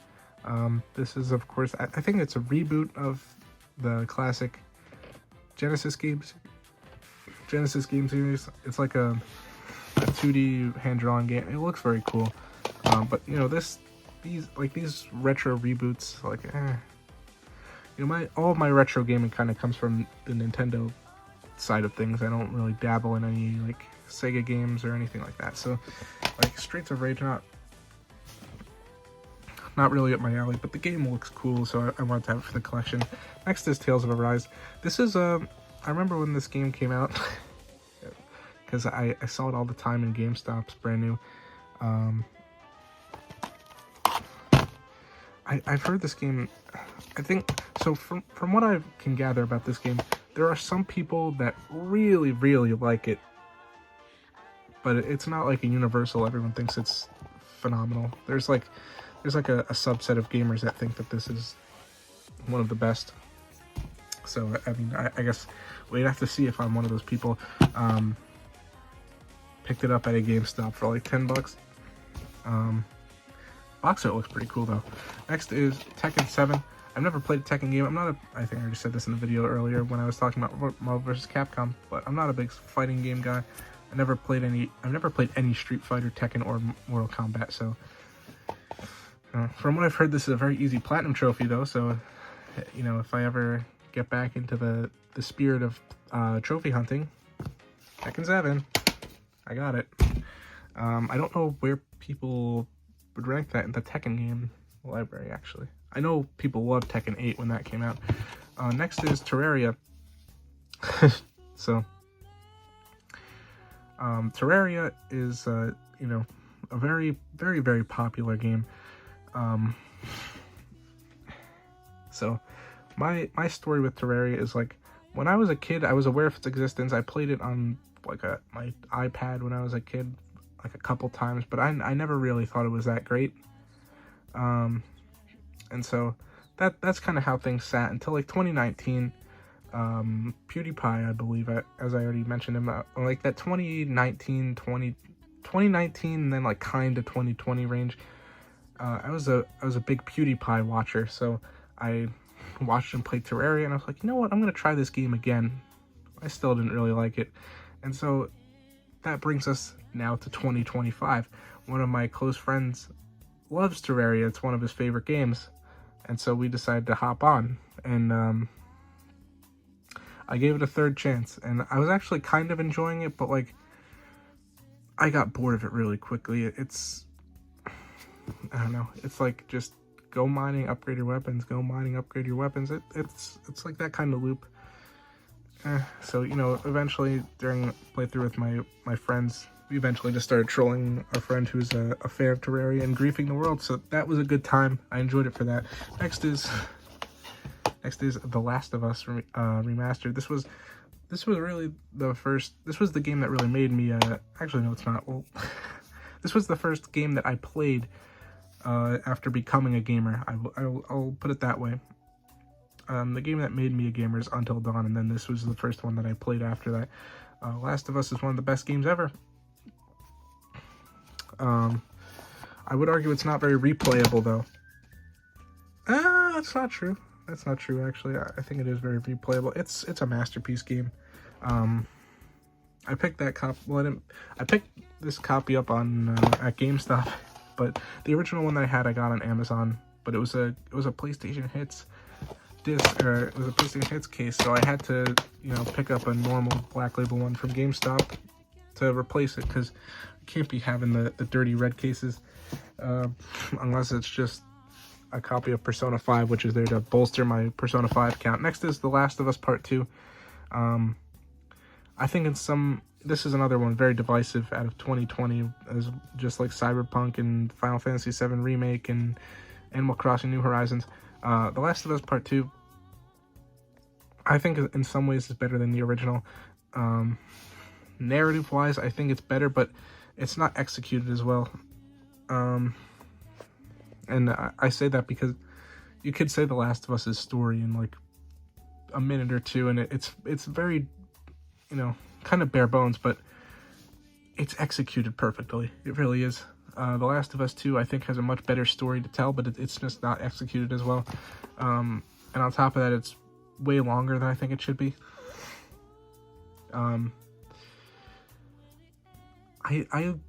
I enjoyed The Last of Us' gameplay when I played the first game, but after playing The Last of Us 2 and for how long it was, I just, I don't think its gameplay is good enough or fun enough to really warrant being a 25-hour game like The Last of Us 2 is. But I think this game is brilliant, and I think it's very underrated. Because it has that reputation. I mean, a lot of people love it, I know that, but it has a reputation for being worse than the original, and I really don't think it is. I don't think it's that much worse. I think they stand next to each other pretty well. I prefer the first one, but I think it's a lot closer than people who haven't played the games think. Next is The Long Dark. This is a game that a friend of mine told me about, and so I kind of put it on my radar, and then I later found it at a GameStop. I haven't played it, though. It looks very interesting. It's like a survival game with a very interesting art style. It's the type of thing that's not really,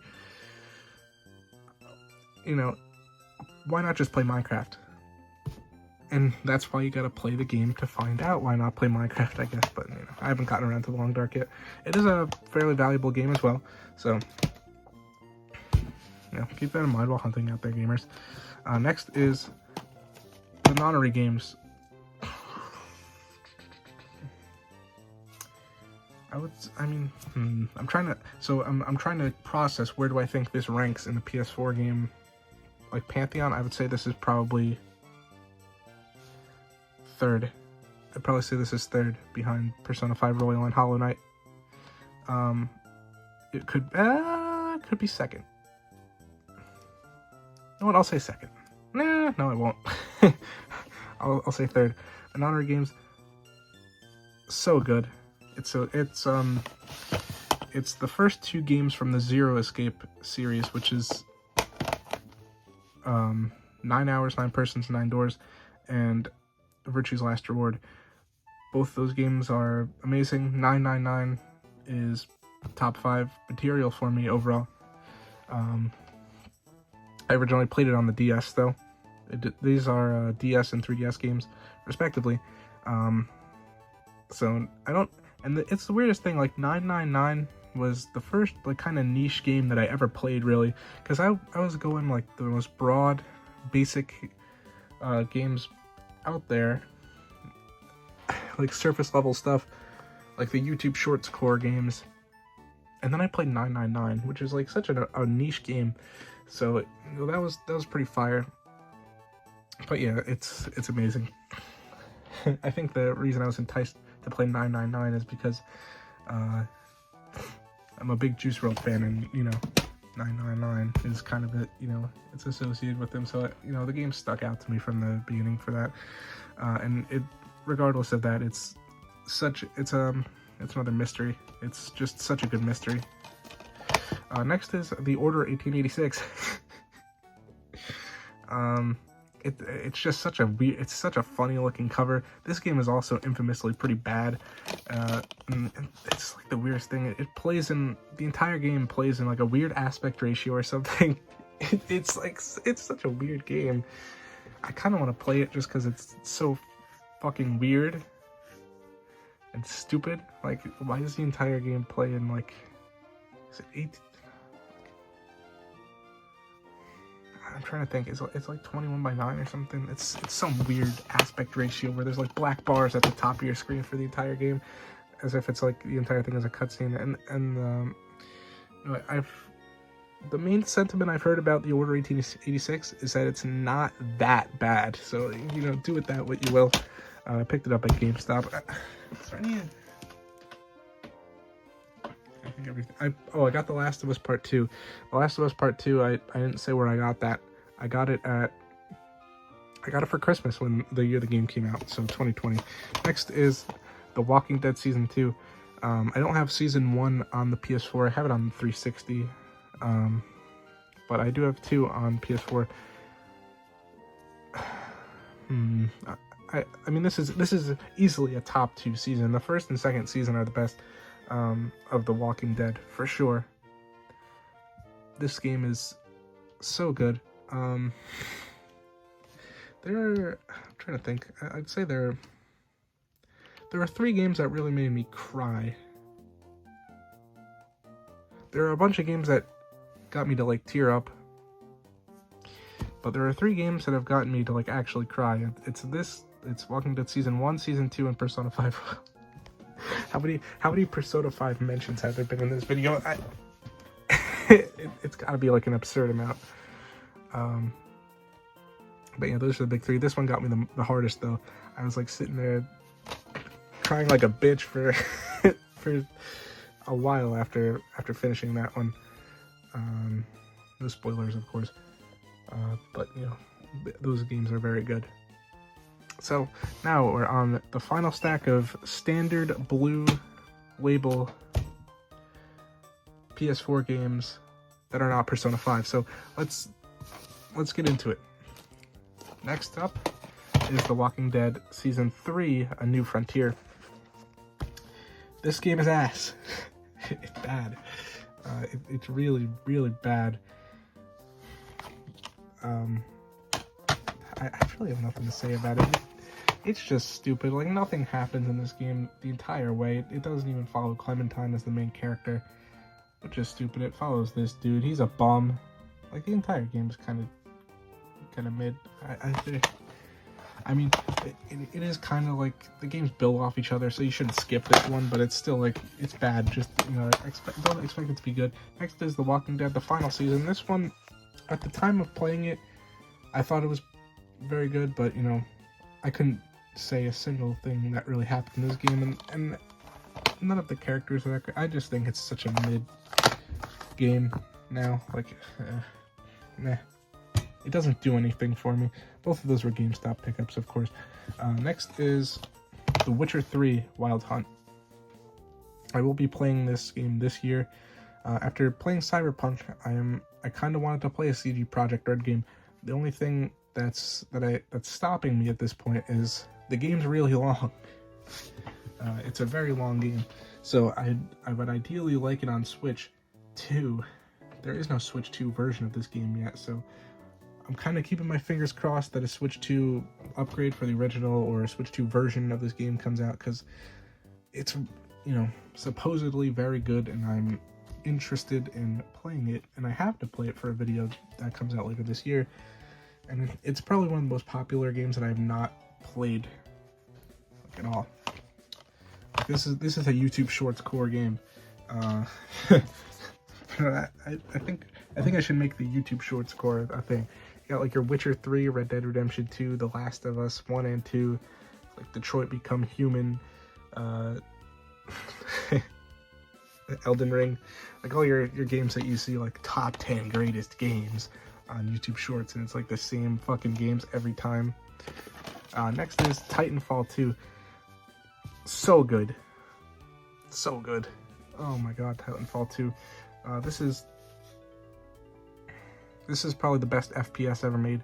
It's a shame that Titanfall 3 doesn't exist because, you know, Apex Legends, but hopefully they do something with Titanfall because this game is so good. I've only played the campaign. I low-key might try out the multiplayer mode, because the gameplay is just that smooth and that fun. It's a masterpiece, and GameStop for the last two. Next is Trails of Cold Steel 3 Early Enrollment Edition. I wonder what comes with my Early Enrollment Edition, because, you know, as we know, I definitely did buy this game on launch and didn't buy it used at GameStop. Yeah, we got the CD. I don't know anything about the Trails of Cold Steel games. I know a lot of Persona fans like Trails of Cold Steel, so for that reason I'm intrigued, but I don't really know what the game is. The Legend of Class 7 begins anew. Meet new allies, utilize dynamic battle systems, and experience an epic story years in the making. I know these games do build off each other, so I'd have to play Trails of Cold Steel 1 and 2 before I play 3, and I know that they're all very long, so it's kind of like, yeah, I'm good. I'll probably play the first one at some point in the near future. If I love it, I'll continue on. If I don't love it, I'll probably say that was good and call it there. And we also have Trails of Cold Steel 4, both GameStop pickups. I don't know which one people like the most, but again, like it looks like something I'd like. I probably would like it, but it's just such a massive time commitment. I don't really want to do all that. Next up is the one and only T for Teen Lyrics, Tony Hawk 1 and 2. Tony Hawk 3 and 4 came out a couple weeks ago as of recording, so, you know, with the Tony Hawk games in the spotlight and all, how many have I played? 0.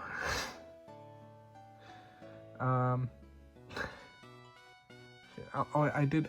Okay, so my experience with Tony Hawk is very brief. As I was talking about with I think I mentioned it earlier, I was trying to make a video about playing like the highest rated games on Metacritic. One of those is one of the Tony Hawk games. I want to say Pro Skater 4. I could be wrong, but one of them. I took the game. I made like an outrageous character. I won't specify why outrageous, but just know that it was a bit of a character, you know, a real character. Put it that way. And tried the game out for like 10 minutes. Said, I'm good. And moved along.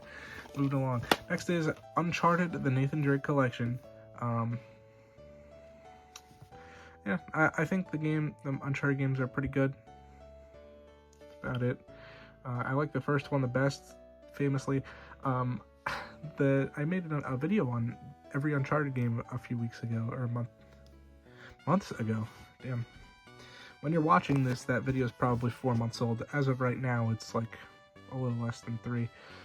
But because you know I'm stockpiling the videos for the entirety of August. If you've been listening this long, you deserve to know what's happening. Why am I making this video? What's my plan? My plan is the entirety of August I have been cooking up, but I'm not going to upload anything until September. But all the videos that you've watched so far are like a month plus old at this point, and that's going to continue for the entirety of August until I go back to school in September. I will be making videos, so you know there will be videos going up. So, but anyways, I don't know what, oh yeah, I was talking about how I made a video on Uncharted. I did. It's one of my favorite videos. It took a lot of gaming, a lot of editing, and it took me a long fucking time to make, but it happened. Next is Uncharted 4, A Thief's End. It's okay. A GameStop pickup. Uncharted Nathan Drake Collection was a flea market pickup. Tony Hawk was a GameStop. Uncharted 4, I think, is just another YouTube Shorts game, but it's just not that good. It's just not that good. No way. I think it's a fucking walking sim. I gotta stop swearing. I gotta cut that out. Good old YouTube doesn't like that. So, I mean, even if we're like 2 hours deep into this video, I still probably should tone it down. So, we'll watch the TV, and we'll move on. Uncharted Lost Legacy. It's just so mid. The best Uncharted is the one on the Vita. I swear it is. Next is Until Dawn. This was the game that truly made me a real gamer. And of course, I'm not saying if you play only sports games in Fortnite, you're not a real gamer, but, you know, lock in. Play Persona 5 Royal. Until Dawn. The reason I like this game so much, there's, as we already mentioned, I am an MLB The Show enthusiast.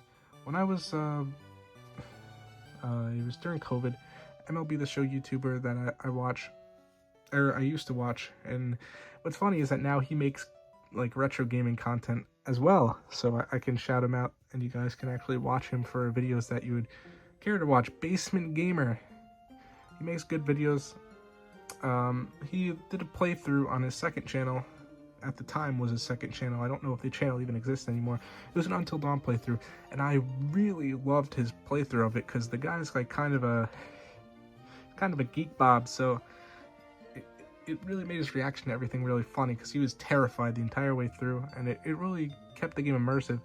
And at a certain point in the playthrough, he just kind of stopped uploading it, and it was kind of towards the beginning. It's where like you know what, I'll spoil it. So if I honestly, truth be told, I love this game, but I don't think it's a must-play by any means. I don't think it's the greatest thing ever, so, you know, spoilers aren't too crucial here. Although, if you do play it, do definitely go in blind. But he stopped his playthrough, like, right when the Wendigo takes Jessica, I believe her name is. And I was like, what the fuck? What happened here? So, I really wanted to know, and he kind of stopped his playthrough, so I was like, you know what, that's it. And I watched like another guy play through the game for like the entire night. I watched like 10 hours worth of videos of another guy playing it because I wanted to know what happened. And that was like when I realized, wait a second, games can be good if they're on MLB The Show or Fortnite or a Nintendo game. So, you know, that kind of made me say, you know what, I'll try another game out. And then I tried The Last of Us, and then I got back into game collecting, and then, you know, that's brought us to where we are today. Next is Until Dawn Rush of Blood. It's okay. I've played this. I have a PlayStation VR, and this was the only game I ever played on it, really. My brother had a PlayStation VR back in the PS4's heyday, and I just kind of inherited it because it's not playing VR anymore. So yeah, I tried Until Dawn Rush of Blood on it, and it was very much mid. As is like any PlayStation VR game. It's just not that good of a VR headset. Next is Yakuza 0. This is a very good game, but it's probably going to be a one and done for me on the... I wouldn't say that, but it didn't give me too much confidence in the rest of the Yakuza series, because this is considered pretty much unanimously, this is by far the best one, story-wise and everything.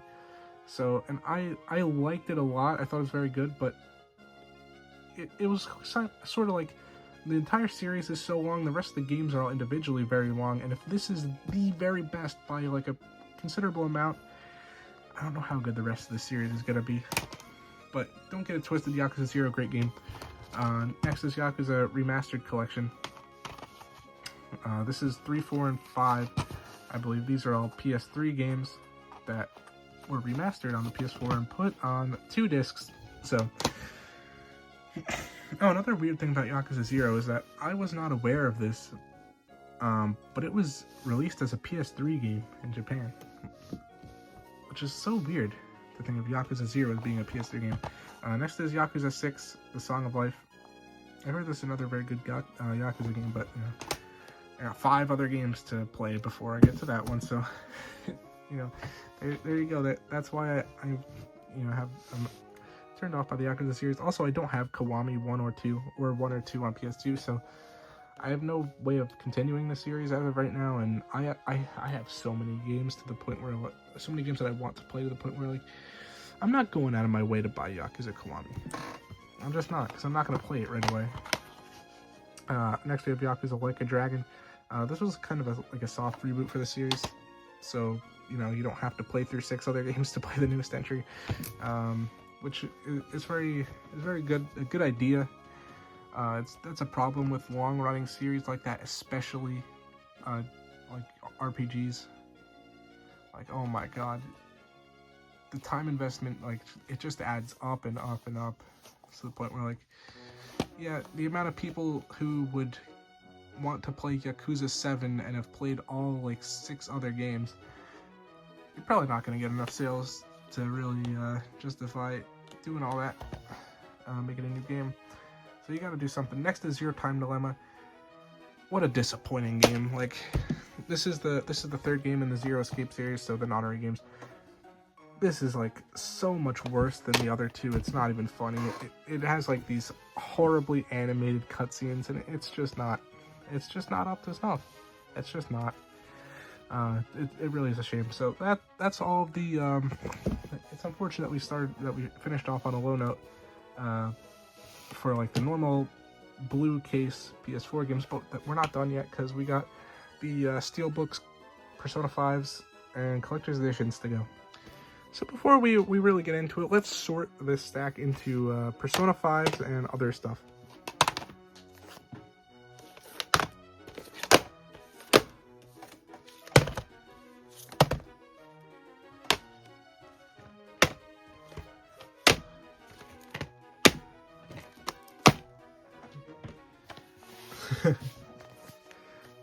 It really is so fire. So let's go through the non-Persona 5s first.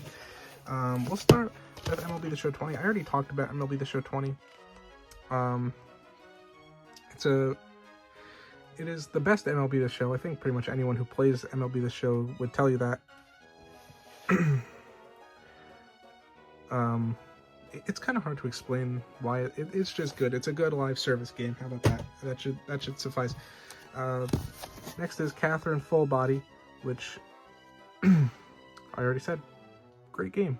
This is a very good steelbook, though. The other one's not that great of a steelbook. This is a fantastic steelbook. Very colorful. I love the pink on it. Looks nice. It's just a very good steelbook, and you know. I got MLB The Show 20 steelbook at a GameStop for like $2. I got the Catherine steelbook at my local game store, so yeah, launch edition. And now we get to the Persona 5. So I'll save, you know, of course, when we talk about the game itself, it's gonna be for this copy. This is the copy that I played back in the day. So we'll finish with that. This is the good condition sealed blue label Persona 5 that I have. It's like a perfect condition sealed copy. So the reason I bought this one isn't because I just kind of got the random urge to do so. this one I bought because I got an email from Ricari. He was like, you have a $5 coupon on something to use on whatever. And I was thinking, what would I really want that's in that like $5 to $10 price range? Because as we all know, Mercari, a terrible platform to buy stuff on. Everything is needlessly expensive because there's like hidden fees on everything. So, you know, oh, a game's listed for $5, and then it's like, oh no, there's a $5 shipping fee, and there's like another $3 fee for who knows what. Then your $5 item turns into $13. So it's like, because you know I'm pretty sure what they do is they don't charge the seller fees on like their listing. So as opposed to the seller setting their price and then 15% of their listing price gets given to Mercari, they add 15% on as like a Mercari fee or something. It's nonsense. The platform sucks, but I did have like a $5 coupon, so I bought Persona 5 sealed, and now we have Persona 5 Steelbook. This is probably my all-time favorite Steelbook. It just looks hard. It's got the whole cast except for, you know, Kasumi, unfortunately, and you know, they're looking tough on here.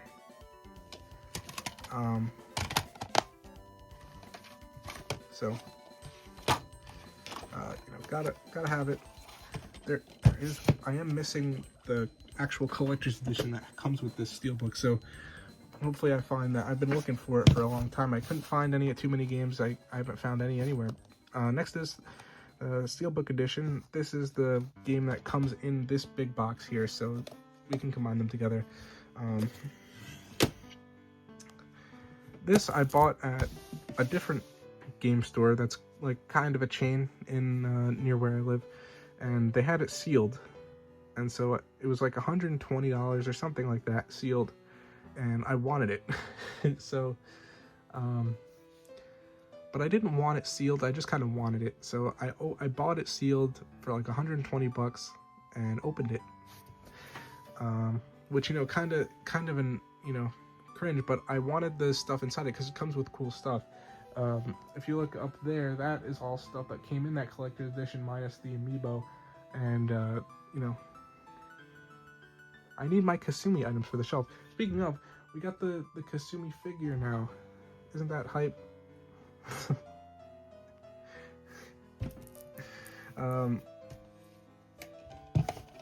We have another Steelbook because, you know, of course. That one I bought at a GameStop and it was like $7. I was like, oh, I can't not buy it. Next is Persona 5 Strikers. This is the copy that I played the game on. It's open. The one that I have on the shelf is sealed.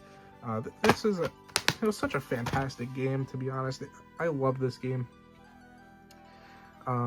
It's not as good as the original. It doesn't have Kasumi in it, so it can't be perfect, but it's a great game. It's a lot of fun. I don't usually like the Warrior style of game. Like, I don't like this Hyrule Warriors game, but this is like, it's actually done tastefully here. It's not like a million enemies being thrown at you. This is a lot more of like just kind of a modest, you know, action game, as opposed to being over the top ridiculous to the point where it's not even fun. And also, I had a good time. I did like an Arsene only run of that game, and it was a lot of fun. I liked it. Next is Persona 5, and Persona 5, and Persona 5, and Persona 5. None of these are sealed. None of these have anything special to them. The reason I have 4 of them is because GameStop used to have this for $5, and, you know, they also run that 4 for $10 sale. So like 4 $5 games for $10. At any time I was in doubt, didn't know what to make my last game, Persona 5. I'll just grab another one, you know. So, you know, when in doubt, just buy another Persona 5. And now, that brings us to the final game of the list, or of the entire collection, I guess. I'll move this out of the way. I didn't want to crush it because it's, you know, a lot more delicate. My Persona 5 Royal that I played. So if you couldn't tell by watching the video, it's no secret that this is my favorite game of all time, and it is by like an incredibly wide margin. Like, nothing's even particularly close to this game for me. It's like so far and away my favorite that it's honestly kind of crazy. Um, so I played this in January and February of 2023. I think I finished it in less than a month, which is insane because it's a 120-hour game. It took me 120 hours to beat it. I played it for like 6 hours every day for a month, and I loved every second of it. And it inspired me as a person. It's the reason this channel exists. So I just love this game so much. I bought this. I was first interested in this game because I'd always heard like other like people who aren't even that big of fans of like JRPGs still like this game. I think I don't know, I've tried to find this clip before, but I haven't been able to find it ever. But there was like a Scott the Woz video or something where he said that like he's not, you know, he's said plenty of videos saying I'm an RPG guy, but there was a video where he said that despite not liking RPGs, he tried Persona once and he liked it a lot, and he was interested in actually playing the game all the way through. Also, I'm not a big video game donkey viewer, but I've also heard like the same thing is the case for him. Like he's not a big RPG fan, yet this game is like, you know, he thinks it's really good. So because it had like the kind of reputation of being so good as an RPG that even people who don't like turn-based RPGs still love the game, my interest was piqued. The first Persona 5 that I bought was one of those standard blue label Persona 5s, and for the longest time I thought Persona 5 Royal was a fighting game in the same way that Persona 4 Arena is. I don't know why, I don't know where I got that idea from, I don't know why I thought that, but I did.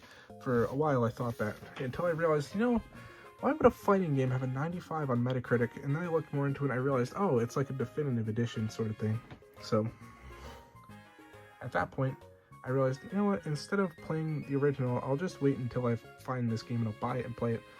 And so I did.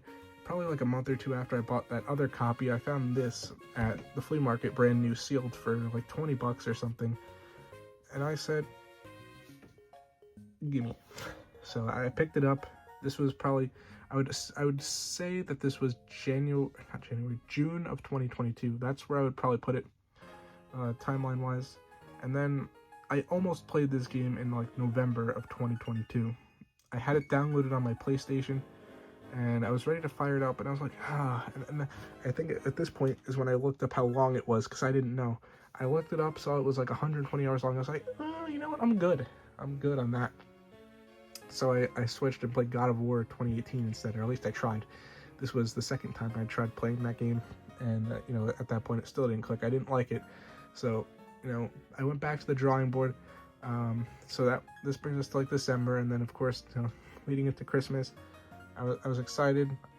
Christmas, I played all the games that I got for Christmas, and then at that point I was looking for something new to play. I already had Persona 5 Royal downloaded on my PS5. So late January, I said, now's the time, and the rest is history. I remember after I started the game, I was like telling all of my friends at school, like, hey, I started this game, anyone know anything about it? And you know, pretty much all of my friends at least had heard about it and knew other people who'd played it, because you know, I am friends with a lot of gamers, but no one else had actually played it. So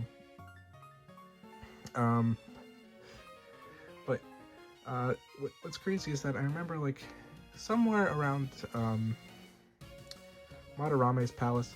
I also will probably make a full video on this game specifically at some point, just kind of saying how much I like it. But anyway, this is fun for me. I like talking about this game because it's just that good. So I think it was sometime around Madarame's Palace, which is like 25-30 hours in out of, you know, 120. And I was like, this game might be my favorite I've ever played, and I was very early on. Because after Kamoshida's Palace, I was like, oh my god, that was so good. There's no way it can get any better than this, and it just kind of did. But yeah, around Madarame's Palace, I was like, you know, I think this might be my favorite game of all time. But then I thought about it a little more. I was like, I can't say it's my favorite game of all time before I even finish it. Long story short, after I finished Moderame's Palace, I was like, yeah, this is definitely my favorite game I've ever played. And, you know, it only became more and more set in stone as time went along. And, you know, after I played it, it was like, you know, it brings us to where we are now. Like, this is so far and away my favorite game of all time that, like, nothing's even close. Also, I'm just now realizing this, that Arsene's in the background on the box. I never noticed that. That's cool. I never noticed that. I've looked at this game's cover a million times and I never noticed that, so that's pretty cool. You learn new things every day. I'm sure a lot of you guys didn't know that Arsene was on the cover of Persona 5 Royal like that. So, yeah. That's a PS4 collection. The PS4 is, I would say, in terms of like games that came out during the generation, I think it is probably the best console of all time. It's